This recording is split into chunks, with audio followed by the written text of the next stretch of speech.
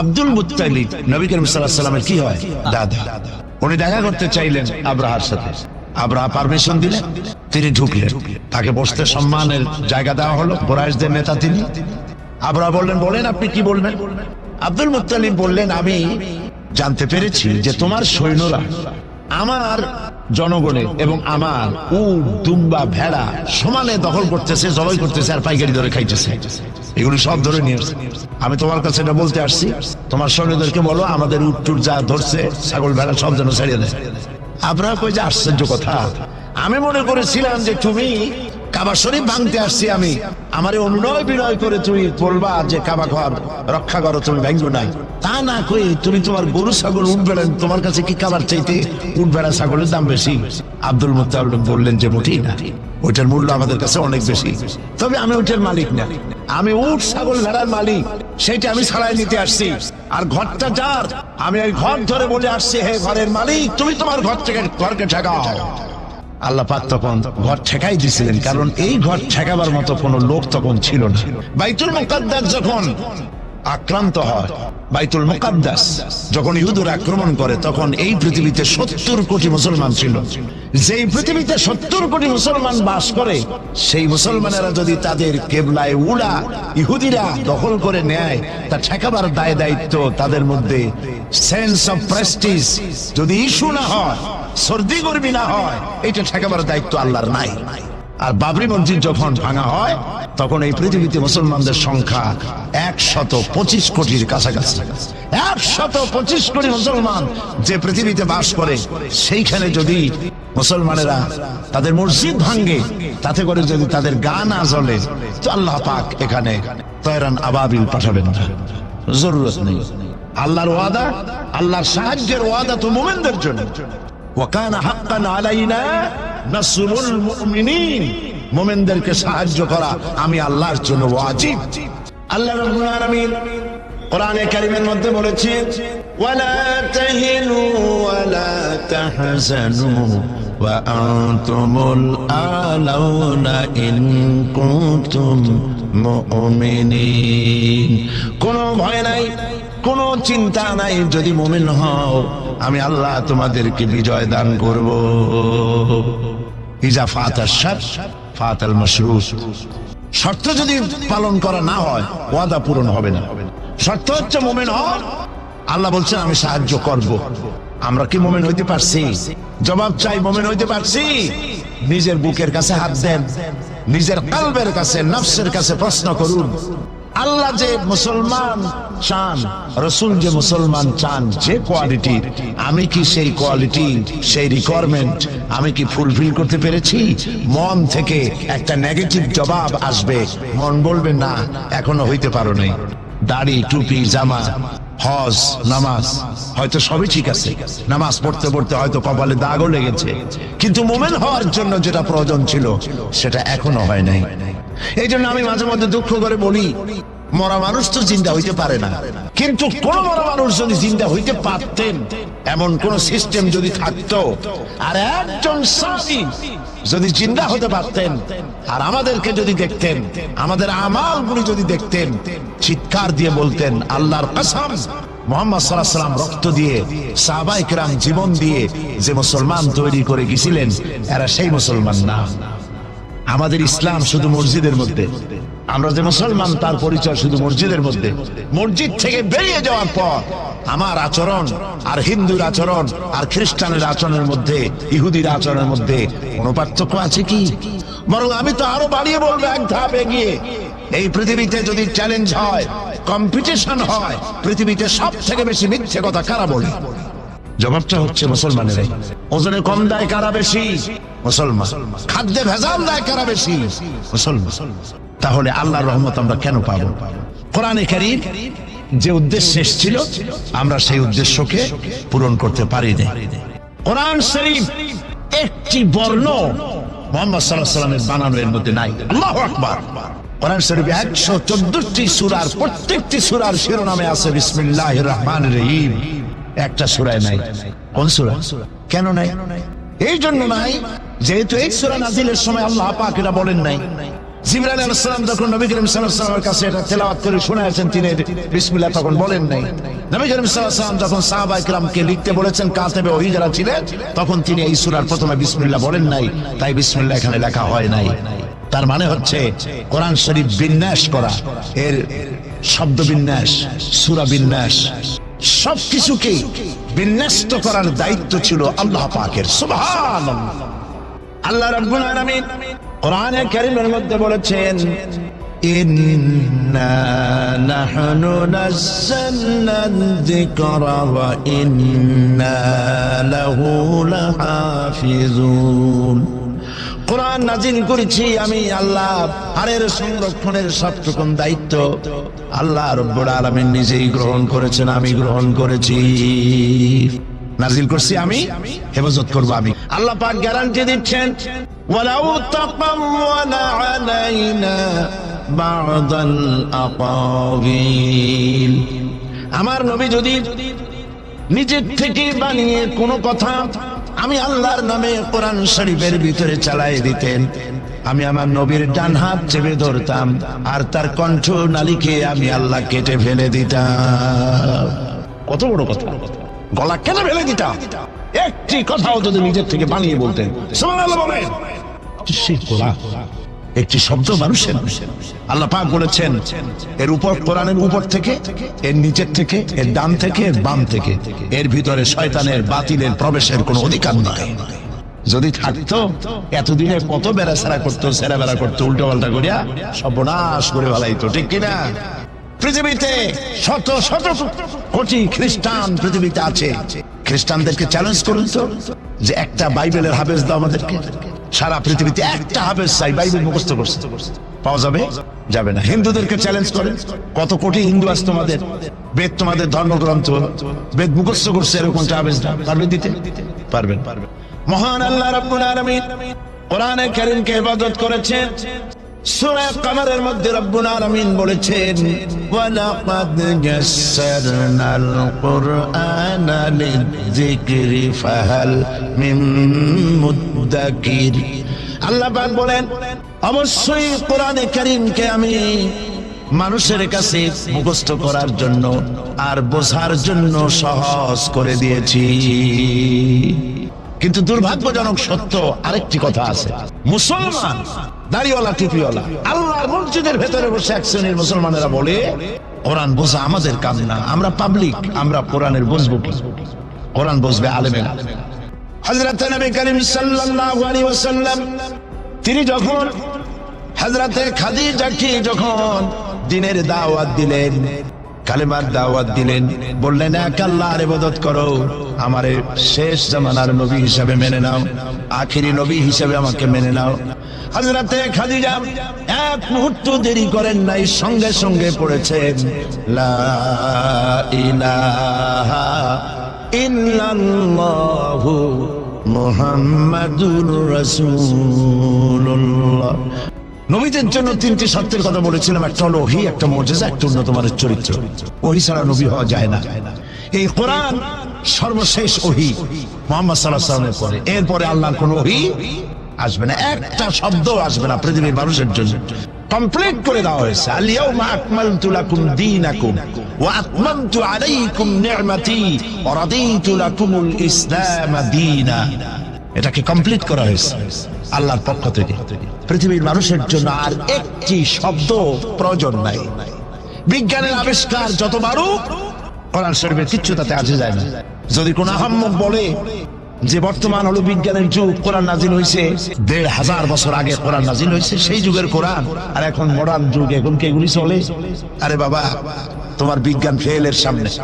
বিজ্ঞানের থিওরি হচ্ছে, বিজ্ঞানের একটি থিওরি এই যে বিজ্ঞানের কোন থিওরি ফাইনাল নয়।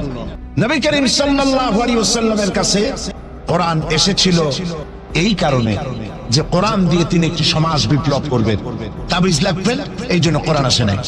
আল্লাহ রাব্বুল আলামিন বলেন, তাহা মা আনজালনা আলাইকাল কুরআনা লিতাশকা।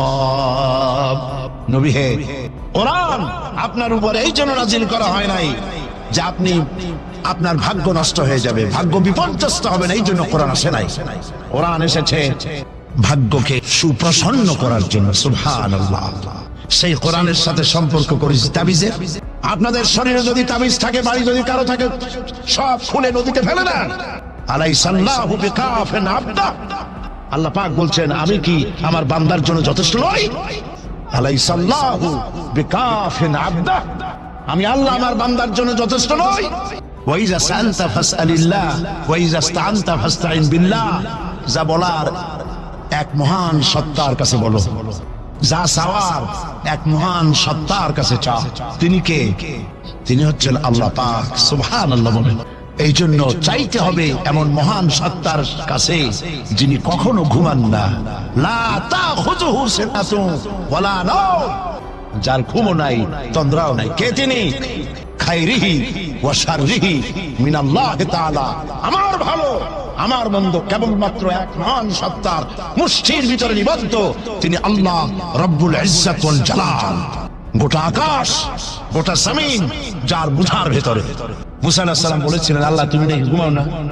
আল্লাহ কেউ বিশ্বাস করে না। তো সাংঘাতিক কথা। এইভাবে ইব্রাহিম আলাইহিস সালাম আল্লাহরে বলছিলেন, রব্বি আরিনি কাইফা তুহিয়াল মাউতা। আল্লাহ তুমি মরা কি চিন্তা করো কেমনে? আল্লাহ কয়, আওয়ালাম তুমিন, বিশ্বাস করো না? ইব্রাহিম আলাইহিস সালাম কাঁপে গেছেন। তিনি সাথে সাথে বললেন, বালা। তিনি কিন্তু নাম বলতে পারতেন। যদি নাম বলতেন তো ভুল হইতো না। তো নাম আর বালার সমর্থ বলে তিনি বলতেন হ্যাঁ, কিন্তু নাম বলেন নাই, বলেছেন বালা। সাথে সাথে একটু দেরি করেন না। আল্লাহ প্রশ্ন করছেন, কত বড় লোক পয়গম্বরের জন্য। আওয়ালাম তুমিন, বিশ্বাস করো না যে আমি মরার চিন্তা করতে পারি? ইব্রাহিম আলাইহিস সালাম বললেন, বালা। এর অর্থ হচ্ছে হয় নয়। কেন নয়? অবশ্যই বিশ্বাস করি। ওয়ালাকিন লিয়াতমাইন্না কলবি। তবে মূল বিষয় হলো, যদি আমি চোখে দেখতাম, কানে শোনার, চোখে দেখা ব্যাপারটা একটু ভিন্ন। আল্লাহ বলেন, বিশ্বাস যখন করছো, মরারে কেমনে চিন্তা করি আমি তোমাকে দেখাবো। সুবহানাল্লাহ। এই কোরআন শরীফের মধ্যে আল্লাহ বলেছেন। মুসা আলাইহিস সালাম বলছেন, আল্লাহ তুমি নাকি ঘুমাও না? আল্লাহকে বিশ্বাস করো না? আল্লাহ বিশ্বাস করছে, তবে বুঝি না জিনিসটা। মুসা আলাইহিস সালাম ভয় পেয়ে গেলেন। আল্লাহ রাব্বুল আলামিন বলেন, ভয়ের কোনো কারণ নাই। এটি একটি উদাহরণের জন্য আমি তোমাকে গ্লাস নিয়ে দাঁড়িয়ে থাকতে বলেছিলাম। একটা গ্লাস হাতে নিয়ে কয়েকটা সেকেন্ড বা একটা মিনিটও দাঁড়াইতে পারলা না, হাতের থেকে ঘুমের কারণে ভেঙ্গে চুরমার হয়ে গেল। তোমার রব, তোমার আল্লাহ হাতের মুঠার ভিতরে সপ্ত আসমান জমিন কুল কায়নাত, এর কন্ট্রোলিং সিস্টেম, এর ট্রাফিক সিস্টেম সবকিছু আল্লাহ রব্বুল আলামিন কন্ট্রোল করেন। তোমার আল্লাহ যদি ঘুমায় যায়, সব শেষ হয়ে যাবে। লা তাখুযুহু সিনাতুন ওয়ালা নাওম। তার ঘুমও নাই, তন্দ্রাও নাই। আর তাছাড়া মাখলুক, তার যে আদত, খালেকের সে আদত হতে পারে না। সৃষ্টি, তার বউ হয়, বাচ্চা হয়, ঘুমায়, খায়, পেশাব পায়খানা লাগে। মাখলুক খালেকেরও যদি তাই হয়, তাহলে তিনি মাখলুকের মতোই হয়ে গেলেন, খালেকের মর্যাদা রইল। কাজী সৌভাগ্য রজনী শাবান মাসের মধ্য রজনী নয়, বরং মুসলমানদের জন্য প্রত্যেকটা রাত সৌভাগ্য রজনী হতে পারে। হাদিস, প্রত্যেক রাতের শেষ রাতে আল্লাহ রাব্বুল আলামিন প্রথম আকাশে আসেন। সুবহানাল্লাহ। প্রথম আকাশে এসে আল্লাহ রাব্বুল আলামিন ডাকতে থাকেন, ও পৃথিবীর মানুষেরা, ও আমার বান্দারা, কারা গুনাহ করে করে জীবনটারে বরবাদ করে দিয়েছো, হতাশ হয়ে গিয়েছো, আমাকে বলো, আমার কাছে কান্দো, জীবনের গুনাহ মাফ করে দেব। নবীজি বলেছেন, শরমে পড়ে অনুতপ্ত হয়ে কেউ যদি রব্বুল আলামিনের কাছে চোখের পানি ফেলে গুনাহ মাফের জন্য কাঁদতে থাকে, চোখের পানি নাকের অর্ধেক আসতে না আসতে আল্লাহ রব্বুল আলামিন বান্দার গুনাহ মাফ করে দে। প্রশান্ত মহাসাগর, আটলান্টিক মহাসাগর সহ 7টি মহাসাগরের পানি যদি ঢেলে দেওয়া হয়, জাহান্নামের 1 ইঞ্চি আগুন নিভাইতে পারবে না। কিন্তু চোখের অনুতপ্ত অনুশোচনা দুমুটা অশ্রু জাহান্নামের আগুন নিভাই দিতে পারে। কান্দো, কান্দার চাইতে বড় জিনিস নাই। আলিয়াদহাকু কালিলাও ওয়ালিয়াবকু কাসীরা। বেশি করে কান্দো, কম করে হাসো। প্রথম আকাশে সে প্রত্যেক রাত্রে রব্বুল আলামিন ডাকতে থাকেন, আমাকে বলো, আমি রোগ ভালো করে দেব। রুজি কামাইতে পারো না, অনাটনে জীবন যায়, বউরে বাচ্চারে খাওয়াইতে পারো না, আমারে বলো। এভাবে আল্লাহ পাক ডাকতে থাকেন। সময় মতো যারা গভীর রজনীতে উযু করে তাহাজ্জুদের নামাজ আদায় করে রব্বুল আলামিনের দরবারে কান্দে, আল্লাহ রাব্বুল আলামিন তখন ফেরেশতাদের জিজ্ঞেস করেন, ফেরেশতারা পৃথিবীর মানব গোষ্ঠী ঘুমিয়ে আছে, এই যে মানুষগুলি দেখা যায় আরামের ঘুম হারাম করে কি যেন বলে আর কান্দে কান্দে কান বল। ফেরেশতারা বলে, রব্বুল আলামিন তুমি তো জানো। আল্লাহ বলেন, জানি, তারপরেও তোমাদের মুখে শুনতে চাই। ফেরেশতারা বলে, রব্বুল আলামিন তোমার বান্দা গুনাহ করেছে, গুনাহ দিয়া জীবন নষ্ট করে ফেলেছি, বুঝতে পেরেছে জাহান্নাম ছাড়া কোনো পথ নাই, তারা গুনাহ মাপ চায়, জাহান্নাম থেকে বাঁচতে চায়, জান্নাতে যেতে চায়। একটা একটা করে সব তারা বলে। আল্লাহ পাক জিজ্ঞেস করেন, আমার ফেরেশতারা আমার এই বান্দাগুলি কি আমার দোজখ দেখেছে? ফেরেশতারা বলে, না দেখে নাই। আমার জান্নাত কি দেখেছে? না দেখে নাই। আমারে কি দেখছে? না দেখে নাই। রব্বুল আলামিন বলেন, ফেরেশতারা শোনো, আমার এই বান্দাগুলি আমারে দেখে নাই, আমার বেহেশত দেখে নাই, দোজখ দেখে নাই, শুধুমাত্র কোরআনের কথা, নবীর কথা বিশ্বাস করে আরামের ঘুমকে হারাম করে আমার কাছে যেভাবে কাঁদতেছে, আমার ফেরেশতারা আমার জালাল ও ইজ্জতের কসম, আমার রহমতের দরিয়ায় জোশ লেগে গেছে। শুনে রাখো ফেরেশতারা, এই ক্রন্দনরত বান্দাগুলিরে আমি আল্লাহ মাফ করে দিলাম। হতে পারে প্রত্যেকটি রাত আপনার আমার জন্য লাইলাতুল বারাত, লাইলাতুল কদর। ভাগ্য নিজেকে তৈরি করতে হবে। বিশ্বকবি আল্লামা ইকবাল বলেছেন, খুদি কো কর ইতনা বুলন্দ कि हर तकदीर लिखने के पहले खुदा पूछे बंदा को बता तेरी रजा क्या है। নিজের ব্যক্তিত্ব, পার্সোনালিটি, শখসিয়তের প্রস্ফুটন এমন ভাবে ঘটাও আল্লাহর কাছে, যাতে আল্লাহই জিজ্ঞেস করে, বান্দা তুই বল তোর ভাগ্যটা আমি কিভাবে লিখবো। সুবহানাল্লাহ। আমি আল্লামা ইকবালের খুবই ভক্ত। আমার কাছে মনে হয় তার প্রত্যেকটি শায়ের, প্রত্যেকটি কবিতার লাইন কোরআন শরীফের তাফসীরের মুক্ত প্রতীক হয়ে বেরিয়েছে। দাড়ি কামানো মানুষ, কতগুলো মোষ, কেমনে পারলে? আমি মাঝে মধ্যে খুব বিস্ময় বোধ করছি, কিভাবে এই ধরনের একজন লোক প্রত্যেকটি কথা কোরআনের তাফসীর হয়ে বেরোলো কেমনে? কোরআন রে আপনি বুঝলেন কেমনে? আমি অক্সফোর্ড ইউনিভার্সিটিতে প্রোগ্রাম করেছি। অক্সফোর্ড ইউনিভার্সিটিতে আল্লামা ইকবাল যেখানে পড়াশোনা করতেন, যে রুমে থাকতেন, রিসার্চ করতেন, শিক্ষকরা আমাকে সেটা দেখিয়েছে।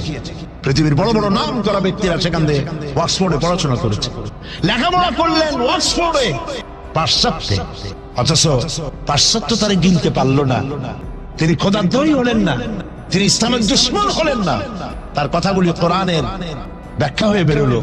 ব্যাপারটি পড়তে পড়তে একবার আমার চোখের সামনে রহস্য উদ্ঘাটিত হল তার এক কবিতার মধ্যে দিয়ে। আল্লামা ইকবাল এক জায়গায় লিখেছেন, खीरा न कर सिकब मगरिब की दानिश, सुरमा था आग का मेरा खाके मदीना। পাশ্চাত্যের চাকচিক্য আমার চক্ষুকে প্রতারিত করতে পারে নাই, কারণ মদিনার ধুলাবালুগুলি আমার চোখের মধ্যে সুরমা হয়ে লাগানো ছিল। ব্যক্তিত্ব এমন তৈরি করতে হবে আল্লাহর দরবারে, আল্লাহ ছাড়া কিছু নেই। এই কলিজার ভিতরে আল্লাহ এবং রাসূলের মহব্বত ছাড়া সব মহব্বতকে উৎখাত করে দিন। বিবির মহব্বত, বাচ্চার মহব্বত, পৃথিবীর মহব্বত, সব মহব্বতকে এর উপরে স্থান দিতে হবে আল্লাহ এবং রাসূল। তাহলেই সঠিক মুসলমান হতে পারবে। আর এইরকম মুসলমান 130 কোটির দরকার নাই, 313 জন যথেষ্ট। মহান আল্লাহ রাব্বুল আলামিন তিনি চান শিরক মুক্ত জীবন মুসলমান। ইন্না শিরকা লাযুলমুন আযীম, শিরক হচ্ছে মস্ত বড় জুলম, অপরাধ। শিরক করবা না। নবীজি বলেছেন, তোমাকে যদি হত্যা করা হয়, টুকরা টুকরা যদি করা হয়, তোমাকে যদি আগুন দিয়ে জ্বালিয়ে ছাই ভস্ম বানায় উড়ায় দেওয়া হয়, তবুও আল্লাহর সাথে খবরদার শরীক করবা না। শিরক করি, জেনেও করি, না জেনেও করি, সওয়াবের নিয়তেও করি, বিশ্রামের নামে মানত করা হয়, জায়েজ নাই। মুসলমানদের সম্পর্ক হবে মসজিদের সাথে। মাজারে কেন যায়? আপনার মনটা দুর্বল। মাজারের কাছ থেকে দেখবেন ট্রাক বাস যখন চালায় রেস কমায় দেয়, আসতে যায়, কি জানি যদি পিসাবেটা উল্টায় ভালাই দেয়। পিসাবের সম্পর্কে আপনার ধারণা এত খারাপ, উনি মরে গিয়েও আপনার গাড়ি উল্টায় মানুষ মারবে। নাউজুবিল্লাহ।